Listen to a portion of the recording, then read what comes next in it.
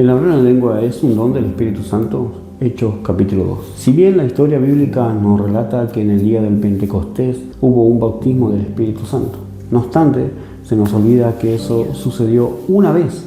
Por eso el libro de los Hechos de los Apóstoles lleva ese nombre, Hechos de los Apóstoles, porque fueron hechos que marcaron la historia de la iglesia primitiva y que muchas de las cosas hoy en día siguen impactando en la actualidad. Hay dos tipos de lenguas. Tenemos la que es lenguas extrañas, que dice la Biblia, que relata, como decía en el capítulo 2 de Hechos de los Apóstoles, y después tenemos en 1 Corintios 14, capítulo 14, que explica lo que es el don del Espíritu, que es un don del Espíritu hablar en lenguas, pero en lenguas celestiales, en lenguas angelicales, que nosotros no podemos entender y que las otras personas tampoco van a poder entender, pero el que habla en lenguas celestiales sí puede entender porque habla con Dios, habla a su espíritu, dice que es para fortaleza de él y que tiene una comunión con Dios. Pablo en ese capítulo hace una referencia importante en el sentido de que hablen en lenguas, pero necesito más que profeticen. Y el que profetiza, porque el que profetiza edifica a la iglesia, alienta al que tal vez está cansado. Pero el don de lengua es un don de edificación propia. Él explica muy bien en 1 Corintios 14 qué es el don de lengua del Espíritu. Y hoy en día muchas veces hay gente que tal vez no habla en lengua. Hay gente que tal vez ha aceptado al Señor como su Salvador y todo lo demás, pero no habla en lengua. Y hay un problema que se ha generado, es que se dice y se ha enseñado por mucho tiempo que si vos tenés el bautismo del Espíritu tenés que hablar en lengua. O en el contexto que se ha dicho, está mal dicho.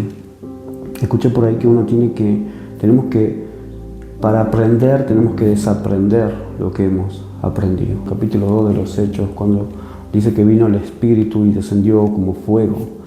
Dice que todos comenzaron a hablar en lenguas extrañas y que los judíos que estaban ahí decían, ¿cómo puede ser que éste me entienda?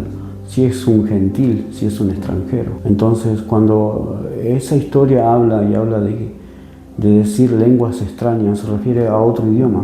Muchos tal vez ya entendieron esto, muchos tal vez ya lo descubrieron, pero otros tal vez no.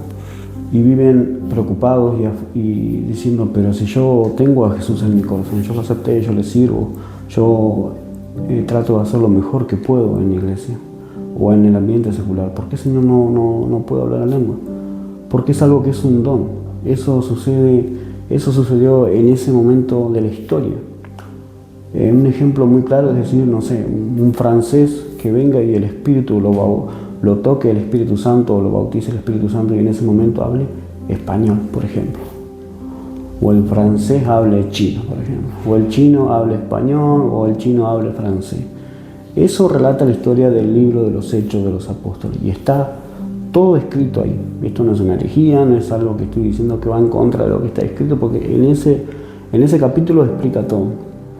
Le dice, ¿cómo que es gentil habla nuestro idioma? Le dice, porque estaban hablando su propia lengua. Luego Pablo hace una aclaración importante, soy contundente en esto, en el sentido de Corintios 14, de que dice que está el don de lenguas, pero que es el Espíritu. Entonces son dos cosas totalmente diferentes. Solamente quiero dejar, este es un tema bastante amplio para poder hablarlo y hay mucho debate teológico sobre este tema, sobre esto.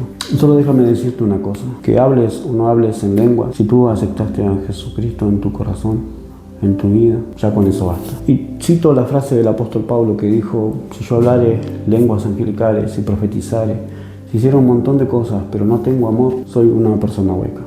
O como dice la Escritura, un címbalo que retiñe. Jesús es la expresión más grande que tenemos de amor hacia la humanidad.